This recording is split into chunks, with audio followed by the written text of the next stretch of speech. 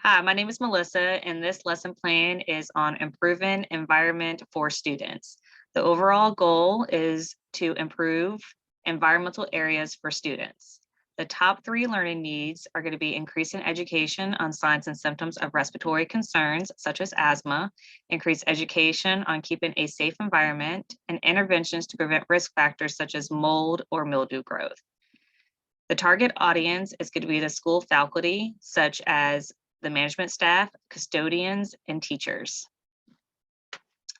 The three main objectives of this lesson will be the learner will be able to state the signs and symptoms of respiratory concerns by the end of the education session. The learner will be able to determine a safe environment for students by the end of education session, and the learner will be able to determine risk factors that have potential harm in students' environment by the end of education session. So some signs and symptoms of respiratory distress include the increase in number of breaths per minute. The normal range is 12 to 20, so anything above that could mean that they're in respiratory distress. Any color changes in the fingertips or lips, such as a blue or gray color. Any grunting, nasal flaring, retractions, sweating, and wheezing. Some common environmental respiratory triggers are tobacco smoke. This could be firsthand or secondhand. Any dust mites, outdoor air pollution, pests such as cockroaches or mice, any pets such as their dander, mold, and cleaning and disinfection. Some cleaning agents can cause triggers as well.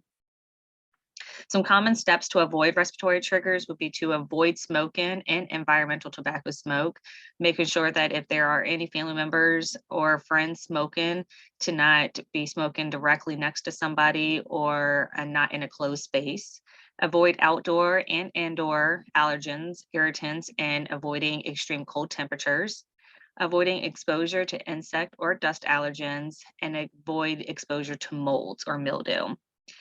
It is important to know that if a person becomes gray or blue in color with their mouth, lips, or tongue, or is having severe difficulty breathing, or any other emergent concerns of someone not being able to breathe, that 911 is called immediately for them to be evaluated.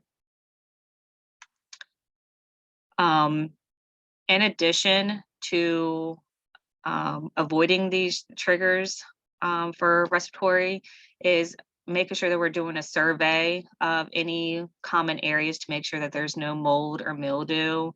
We're making sure that there is no smoking in the areas where people are at that could cause any kind of triggers, and making sure that there is surveys of just making sure that the environment that the students are in, that there is no increased dust or any other allergens that are in the area, such as strong cleaning products.